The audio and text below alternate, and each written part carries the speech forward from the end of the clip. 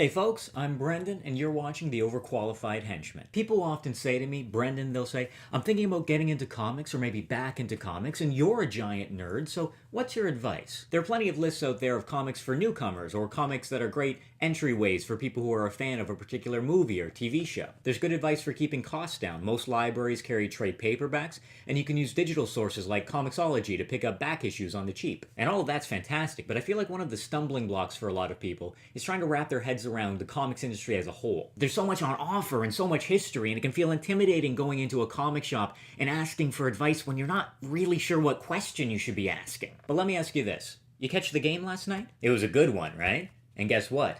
That means that you actually understand the comics industry a lot better than you think you do. One of the first videos I did on this channel compared the Leafs' new logo to Superman's new 52 redesign, but I think we can take the analogy further. Now, the comparison here rests on understanding that both sports and comics are entertainment, and I know some people might take that the wrong way. Athleticism and art both have very real value in and of themselves, but as a business, a product being sold, they're entertainment. Wouldn't it be easier to compare comics to something like movies or television then? Well, the difference is that comics and sports both have continuity. Think about the way the companies are set up. In both cases, you've got general managers or CEOs, you've got your coaching staff, that's your editorial team, and you've got your talent, whether that's players or writers and artists. And if you go back 2 or 3 decades, even if the name on the arena or on the cover was the same, all of those roles are being played by different people. Sports and comics are some of the only franchises that put out content consistently over 70, 80, 90 years, all under the same banner. That's important to remember because when you're talking about Golden Age Superman, that's the same as talking about the NHL when it was just 6 teams. It's an important part of the history and the legacy, sure, but it's almost impossible to compare side by side with the modern day equivalent. They're just different beasts. There's no useful way to talk about the entire breadth of a sports team's history in one breath, and the same goes for most comic characters, which is why it's useful to break it up into eras. Consider the Jordan era of the Chicago Bulls. It brings something specific to mind, right? Pretty much universally agreed to be some of the finest basketball ever played, and as much as there is a whole team around him,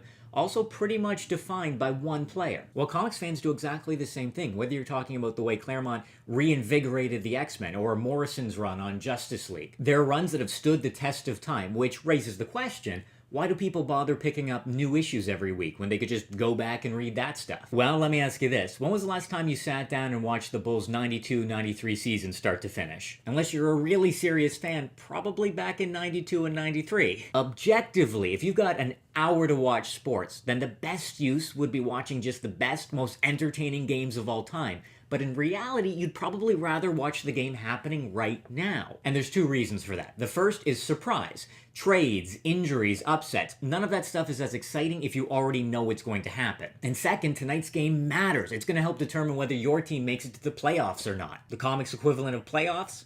Events. Civil War, Crisis on Infinite Earths, Secret Wars, Infinite Crisis, World War Hulk, Final Crisis, Civil War 2, basically your wars and your crises. It's why comics put so many banners up at the top. There's no way to read every comic any more than you could watch every game, so they need to convince you that this issue matters. So what about stuff like alternate universes where the consequences probably don't affect the main storyline very much? Those are a lot like exhibition games, like national teams in the Olympics or all-star games. A lot of the time, those are the most entertaining because they cherry-picked all the best players. They can also be more fun for casual fans because they're self-contained, but fans who care more about the regular season might consider them just a distraction. Now, I've been talking about sports as one big nebulous concept, and you might be thinking, you can't really paint all sports with one brush. Absolutely true.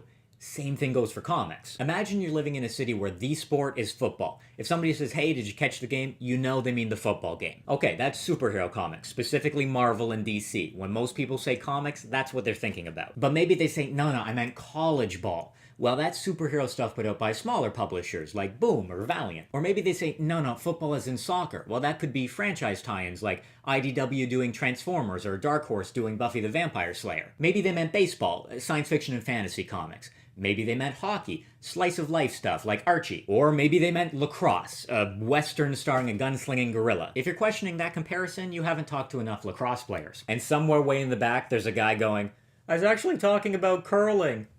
I've gotten really heavy into the Belgian comic scene, actually. The point is there's tons of great stuff out there, and the popularity doesn't necessarily correlate to the quality. And finally, let's talk about fans, because fans are the same everywhere. Maybe you like to get your friends together and paint your team's name across your chest.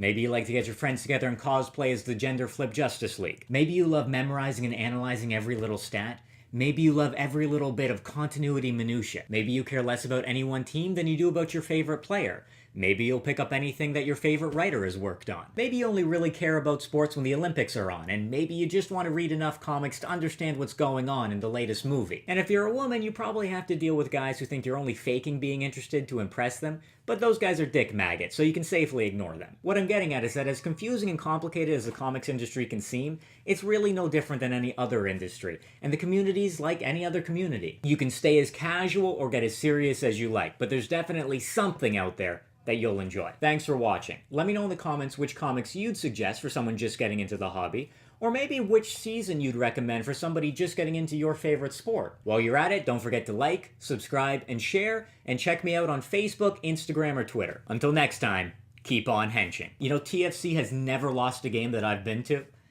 I have not been to very many games.